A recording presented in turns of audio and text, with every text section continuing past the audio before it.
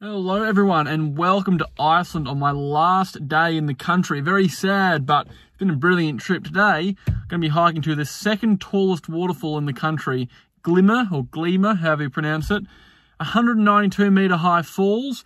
It's a bit of a decent hike in there. Apparently I think it's about 10 kilometres return, but really looking forward to it. I mean, obviously being the second tallest fall in the country, it's got a bit of a reputation, so should be good. Let's go check it out. Starting off now, lots of helpful signs around the start of the walk there, explaining that it's a 7 kilometre return walk, or even slightly less, so it's about 3 k's one way to the lookout to the waterfall. But you can make that a 7 kilometre loop by going to the top of the falls, crossing the river and coming down the other side. I think that's what I'm going to do because you can see a bit more stuff, doesn't add that long to the hike, and it's a beautiful day out, so definitely worth doing. Now, as I mentioned at the start of the video, it's the second highest waterfall in Iceland, 198 metres high. Now, until very recently, it was the highest waterfall in Iceland, but about 15 years ago, a retreating glacier, sort of near Skaptafell in the east, retreated far enough that it actually uncovered a new waterfall called Waterfalls that's 220 metres high. Now, that one's kind of puny, to be honest. It's very thin, can't see it very well from anywhere.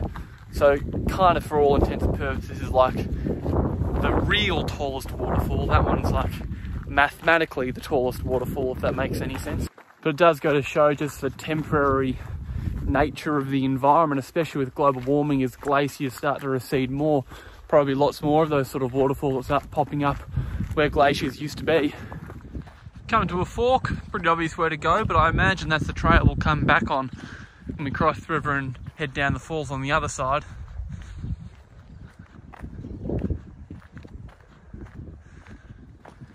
There's never just one waterfall in Iceland. Got another falls going on over there on the side creek. Some nice views as we start entering towards the gorge. Come into this really cool cave.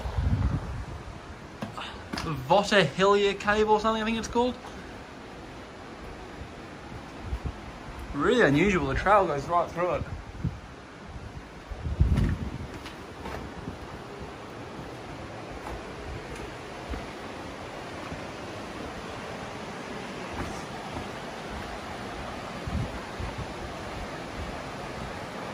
Seriously cool structure.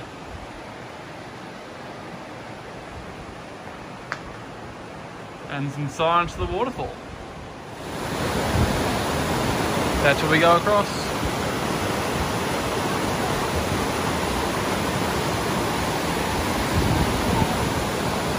So a bit of an awkward little log crossing there. We kind of shimmy across some rocks and then over a log.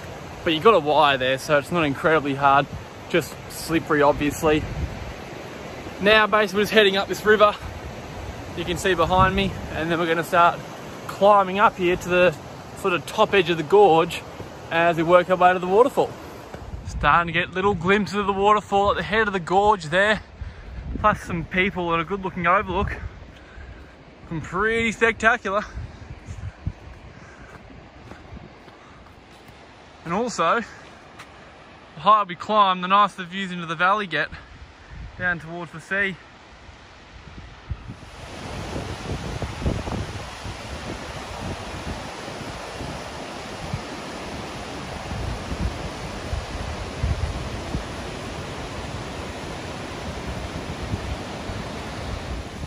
Sort of go in and out of these little gullies as we make our way higher, with their own little creeks and waterfalls contained.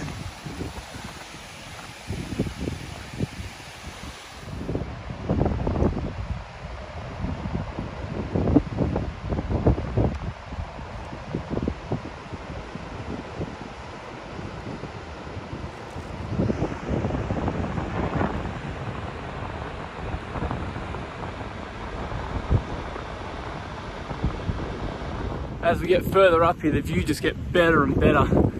Really, really precipitous. You're leaning over the edge of the gorge basically to get the best shots, but the falls are absolutely spectacular. Kind of got that sort of profile view there of them, and then as we go further up, we're going to be right in front of the falls. So I'll see you at the next overlook. Well, 2 minutes later, spectacular view. see less of the gorge from here, but you're closer to the waterfall.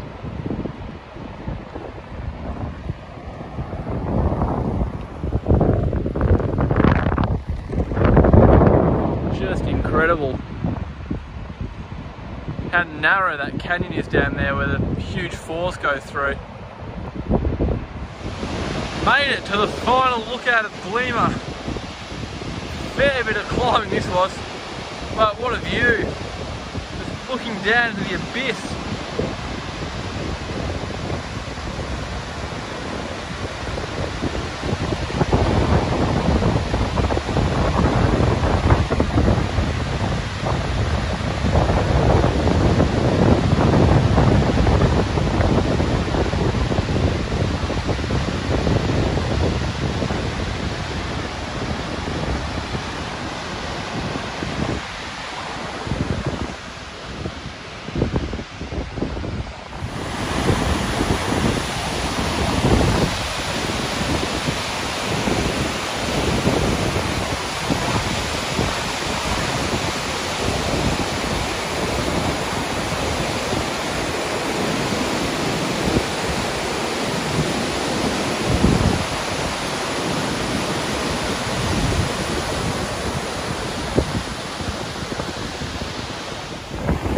So above the waterfall now, just see the top of there,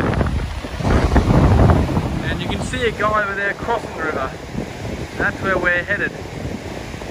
Kind of looks deceptively easy and shallow from here, but I'm sure it's moving pretty quickly when you get over there. Well, successfully made to the other side of the river crossing. Basically went across right here. You can see there's kind of a little rock bar there, so I sort of followed that along. It's actually sort of harder than it looks in a way. It was quite deep towards like this side of the river, and obviously very fast flowing and very, very cold. Took my shoes off. I definitely recommend doing that, because otherwise you're gonna get very, very cold and wet feet for the rest of the hike. But anyways, onwards we go. Well, the views of Glymur from this side definitely are not nearly as good, but still a really cool perspective from this side of the falls.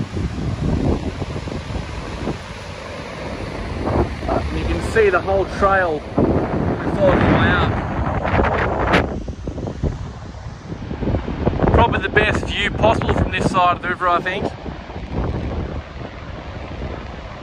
Just peer down to the gorge there. You see the lower part of the waterfall.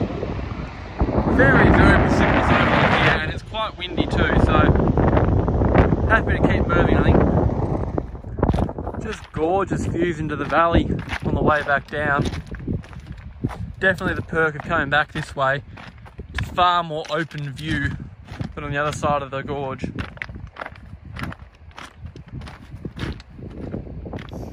Getting back down towards the car park now is a really top hike. The loop definitely worth doing at 7 kilometers. It's going to take me about 2.5 hours just of hiking, not including photo stops. You could easily just make it a 4.5, 5k hike and only go up to like the first couple of lookouts on the other side of the gorge, but if you've got the time and the energy, it's worth doing the full thing. The way back down on this side, definitely a rougher trail, quite rocky, and don't get really great views of the waterfall, but it's an interesting hike because you get a different perspective of the valley. Do get some views of the waterfall, and just sort of always is interesting to make a walk into a loop to get a bit of that variety. Going through an obstacle course here as I try to wrap up the video, but that'll be it from me, and that'll be it from this trip to Iceland. What an amazing trip it's been, 10 days. Hope you've enjoyed the videos, and I've definitely enjoyed making them. And yeah, I'll see you back in Australia.